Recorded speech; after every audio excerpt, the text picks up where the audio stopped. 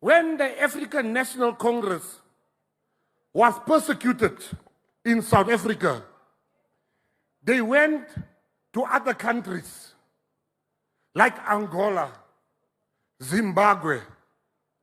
When they go Zambia, Lesotho, when they got there, they lived in camps.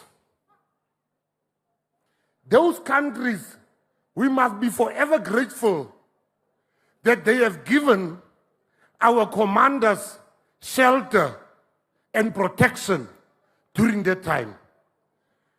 But it doesn't mean because some of our leaders was in foreign countries, illegal foreigners must come here and do what they like in South Africa. We understand that you owe them. Now it's the GNU. We owe them nothing as the GNU. We can't have illegal foreigners selling drugs to our children. We can't have them taking housing. We can't have them taking jobs that are meant for our people. So I'm asking you, Acting President, we have to act. Otherwise, our children will bow to these illegal people that are in our country. We have nothing against foreigners, but we are a government. We have laws in this country. You must respect our laws. Batafela Mona, they are busy with prostitution, selling our children. They are selling drugs. They are selling expired food. Our children are dying. We can't allow that anymore. I mean, like, it is the truth, man. The fact that South Africans are being told, especially by the politicians, that no, man, we cannot really kick out these people out of the country because some of our comrades, they had to go to these people's countries during the apartheid. But then the situations are not the same. It's not the same. The comrades were living in the camps somewhere. And again, it's not like the comrades are the only ones that were being persecuted during apartheid. Average South Africans were being persecuted too. A lot of average South Africans have actually lost their family members during apartheid. So this idea that the whole country must suffer because of few comrades that actually went to exile, like, it is nonsensical. It is nonsensical and it is actually insulting to South Africans to tell South Africans that no, don't say anything about these people, man. You are xenophobic if you dare say anything about these people. If you try to raise anything about these people, then you are xenophobic. It makes absolutely no sense. It makes no sense. As South Africa, we don't owe them. As South Africans, we don't owe them. Maybe the ANC comrades owe them because these people gave them shelter. But average South Africans who stayed in this country when things were bad, they don't owe these people anything. And this country does not belong to these ANC comrades. This country belongs to the people of this country. So to be told that no, like our comrades went there in the exile, so we have to allow them to come into this country illegally, we have to give them all of the benefits in this country, it is nonsensical. It is nonsensical. And guys, speaking about the benefits, you remember that recently there was that horrible accident, man, that killed 43 people in Limpopo. And it was later reported that a lot of people that actually died there were Zimbabweans and Malawians, and many of these people were illegally in the country. And another thing that actually angered, quote unquote, the presidency is that the medication was found in that bus. The medication that had been stolen was actually found in that bus, which vindicates what Operation Dudula has been saying, that there are syndicates that are coming outside of this country, especially from these countries like Zimbabwe and Malawians that are in this country just taking the medications from South Africans. Can you just imagine, man, when you have buckets of ARVs being found in that bus that is crossing the border? Can you imagine about how many South Africans are going to suffer as the result of that? But you know, you are not even supposed to say this, because if you dare say that, then you are xenophobic. And another thing that had South Africans angered, it was that Road Accident Fund immediately addressed that they are going to pay these people that were involved in this accident. And South Africans said that no, there are people in this country that have been waiting for the Road Accident Fund for years. They have not been addressed by the same road accident fund. But today, a bunch of illegal foreigners, they get involved in an accident, then the road accident fund is quick to say that we will pay these people, we will give these people millions. And last time I covered this, people said that no, Thomas, you really have to be wise about this thing. A lot of that money is not going to go to these people. A lot of this money will go to the lawyers and it's going to go to the comrades. That's why the comrades were so quick to say that, yeah, we will give these people millions and millions of rands. And South Africans are still angry with that. The idea that you can get in this country illegally, you can steal the medication in this country, and when you get involved, you are paid. It is insane. It is insane. So let's go through this quick article fast because there's been some few developments regarding the story. So the Road Accident Fund confirms illegal foreigners will be paid millions in compensations after Limpopo bus crash that killed 43 Zimbabweans and Malawians. The Road Accident Fund has reaffirmed its legal obligation to compensate foreign nationals, including undocumented immigrants, following the Limpopo bus crash that killed 43 people, mostly Zimbabweans. This follows a 2022 High Court ruling that prohibited discrimination based on immigration status in road accident fund compensation cases. Road Accident Fund spokesperson Pulela confirmed the fund's position in an interview on SABC. I'm going to show you that clip, guys. Amid growing public outrage after the October 12, 2025 tragedy, the bus, which had been traveling from Gqeberha to Zimbabwe and Malawi, reignited a debate over the fairness of payouts to foreigners while South Africans wait for years for claims to be processed. This is what I'm talking about. Pulela expressed frustration, saying that the Road Accident Fund's hands are tied despite the Immigration Act restrictions on dealing with illegal foreigners. He said the fund must comply with the 2022 judgment, which ensures equal access to compensation for all individuals injured within the borders of South Africa. In the 2024-2025 fiscal year, the Road Accident Fund paid 546 million rands to foreign claimants. The figure has fueled public anger, with critics saying the system disadvantaged the citizens. The ongoing debate reflects the growing tensions between South Africa's constitutional obligations and the public sentiment towards undocumented illegal foreigners. Man, stop saying undocumented migrants there. No, it is illegal foreigners. So now the Road Accident Fund comes out and says that, yeah, we will pay these people, we will pay these people. But how when South Africans are waiting? How when South Africans are waiting? And I remember this interview that the spokesperson of Road Accident Fund did, man. Like, you could see, like, he's actually annoyed by these things that South Africans are actually subjected to. And me, as an average South African, I am actually offended that somebody can actually jump the borders, can get in this country illegally, steal the medication, get into an accident, and you, as a South African taxpayer, you are told to pay this person because this person was actually involved within the borders of South Africa. So you have to pay this person. And we are also being told that in 2024-2025, the Road Accident Fund has paid over 500 million rands to these illegal foreigners. No wonder why people are so furious with this nonsense. Around what the RAF's obligations are insofar as it helping specifically foreign nationals was recently ventilated in court. I think it was in 2022. And then I think it was the High Court that found that, in fact, there is no discrimination according to immigration status. Would that be the case even in this particular scenario?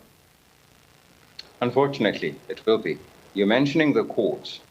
We have mentioned time and again that as a country we shouldn't be paying for foreigners, whether you're here legally or illegally, period.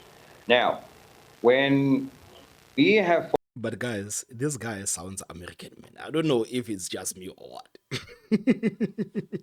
But this guy, he sounds American, man. Like, I tried to ignore even the last time when we covered this issue.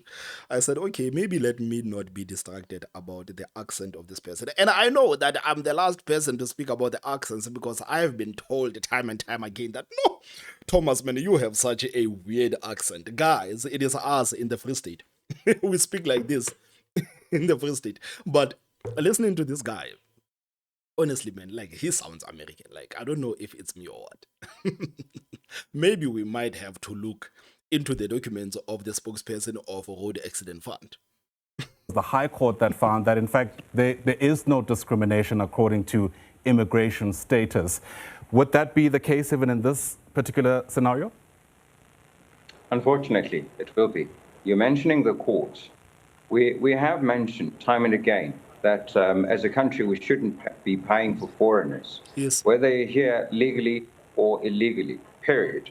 Now, when we have foreigners coming through, there's a couple of things that we have insisted in the past.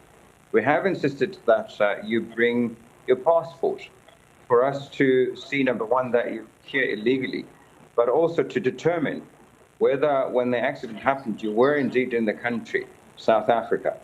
Now, we have had fights with these courts in that they have pushed us to essentially break the law, because the Immigration Act is very clear when it comes to foreigners, in that it says that we are not allowed as an institution to be doing deals with foreigners as pertaining to the illegal foreigners. But we have this very peculiar situation where the judges are saying every foreigner is here, even if illegally, but they are here constitutionally. We don't want to pay them, period. If it was up to me, up to the Road Accident Fund, we shouldn't be paying people from outside the country. But we are compelled by this nanny constitution and the judges. I mean, like, the South African courts are working hard against the South Africans, man. Like this is one thing that I've realized, that the South African courts, man, like there's something in the air in this country, man. I don't know what happens there in the government. It seems like there's something that people inhale there in the government, man. How is it that the South African courts are working so hard against the South Africans? Because when you look at this accident, man, as a rational South African, man, you can see that there is absolutely no need why South Africans should cough out money for this. First of all, that bus was was crowded with illegal foreigners. Second of all, it was overloaded. We heard that it was like 90 people or something like that in that bus, and there was medication that was stolen in this country. And after all, South Africans still have to pay those people? Nah, man. Nah, man, something has to change. Honestly, something really has to change. I mean, like, our country cannot go on like this, man. It cannot go on like this. But then it seems like some people, maybe they're in parliament, man, I don't have any hope in the parliamentarians, but then when they say things that are making sense, we have to cover them, because common sense is common sense, whether it's coming from the people that you don't like or not. But common sense is common sense. So now, the chairperson of SCOPA, Songezo Zibi, says that, no, man, like, this thing of ours of including the foreign nationals in things like the Road Accident Fund, like, it is unsustainable and it is not fair to force South Africans to pay for such nonsense. And I feel like, man, like, this is one of the best things that Songezo Zibi has actually done since he has been in parliament. Like it is nice if this is a cause that he's willing to fight for. If he's actually willing to put this bill to parliament to say that we have to stop incentivizing these people for coming into this country and taking our resources and us paying them when they cannot get out of our country safely, I fully support it. 100%. Songezo Zibi, I'm behind you, man. I'm behind you. I've criticized you a lot. But on this one, we are on the same page. A few people have said in my comments that the Road Accident Fund must stop processing claims or accepting claims from non-South Africans. Now, the RAF Act as it is right now does not differentiate between a South African and a non-South African. Anybody who's been in an accident and it's not their fault that the accident happened can claim from the Road Accident Fund. That is the law. But my position is that the law must change so that we can do what they do, for instance, in Europe, in the European Union, for example. If you travel there, you must take medical insurance. They won't give you a visa without medical insurance. Take medical insurance so that if you get sick or injured via a car accident or something else, your own insurance is going to pay for your medical expenses. That's what we must do here in South Africa. So I agree that the law must change. There is going to be a bill put through Parliament, hopefully before the end of this year. It's called the RABS bill, RABS bill. there's going to be a process of public consultation and taking public input. Man, there's no need for the public consultations, man. Guys, you know exactly how South Africans are, man. Like, you just don't waste time on such nonsense, man. Yeah, I know, like, I know you're just doing your job, but, like, you know how South Africans feel, man. You know how South Africans feel. Because by saying that there's going to be a public consultations, it's like maybe there are South Africans that actually are in favor of the illegal foreigners being given the RAF money. Maybe only the EFF. Just look at how many people that have voted for the EFF and say that, okay, in South Africa, these are the people that want these illegal foreigners to be given this RAF. And the rest of the country, we don't want them to be given. And since the EFF is the minority of the minority, then they do not count. Then go ahead with the bill, man. There will be an email address that is provided by Parliament for you to make inputs. Please participate in the process of Parliament. Make your submissions by email. They don't need to be long. It can be 2 lines, 3 lines, or whatever. Just say your name, provide your full details. So what about the people that do not have the internet, man? What about the people that do not have those emails? Because, you know, as South Africans, man, it is easy for some of us who can actually access some of these things to say that, yeah, you must just do this and this. But at the same time, we have to be realistic about the living conditions of the people of this country. Like, what's going to happen with the people that cannot participate in this? And say you think that the new act must specify that it covers South Africans, etc., etc. So let's please do that. I also want to address misinformation.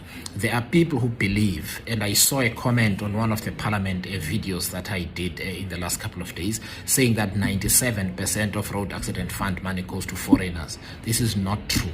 It's actually 1.02%. To give you a specific number, in 2023-2024 financial year, the Road Accident Fund paid out about 43 billion rand. In claims, 546 million of that went to non-South Africans. It's still a lot of money, man. It's still a lot of money. 546 million. So 10% of 43 billion is 4.3 billion. 1% of 43 billion is 430 billion. So it's just over 1% that went to non-South Africans. So we always just have to be careful with numbers that are just put out, especially by accounts with no name and no face or something we heard on the street. I will always try and do my best to give you the facts. If you've been waiting for your claim, it's taken long and so on, please follow our inquiry on YouTube. We are looking into those matters and they have nothing to do with non-South Africans. As I've just told you, over 98% or nearly 99% of payouts are to South Africans. So it can't be foreigners because the volume is just too small.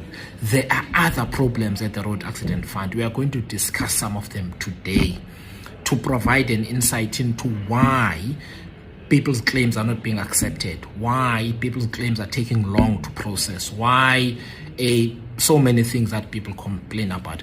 That's what our inquiry is about. So please follow it. It's on YouTube on the Parliament channel. We are going on until the middle of November. But once again, I agree that people who are not South African must take medical insurance so that if they get injured, their insurance pays for them. And only South Africans benefit from the Road Accident Fund, number one. Number two, don't believe everything you hear on the internet. The number is 43 billion in total, 546 million to non-South Africans.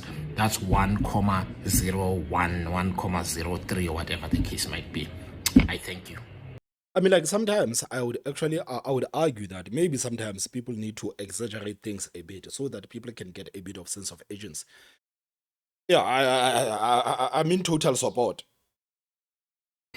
I'm in total support of the people that are exaggerating the numbers a bit. I am. Because what's the point of South Africans trying to deal with the fact when they are dealing with the corrupt cadres? What's the point? There's not a point, man. Even if you tell us that it's 1.0%, it's still a lot. It's still a lot. We shouldn't be paying anything to these people. We shouldn't be paying anything to these people. But then I'm fully 100% behind you. It's just that it's said because now Songezo Zibi is speaking about the YouTube page of the Parliament. Man, please also address like how you're going to reach the people that do not have such. you need to focus on how you're going to address the people that do not have such. Guys, what are your thoughts, man? What are your thoughts? Do you think that the illegal foreigners should be paid the millions? Please tell me what you think in the comment section. Don't forget to hit the like button on the most important part. Subscribe. My name is Thomas Mabaso. I will see you next time. Bye-bye.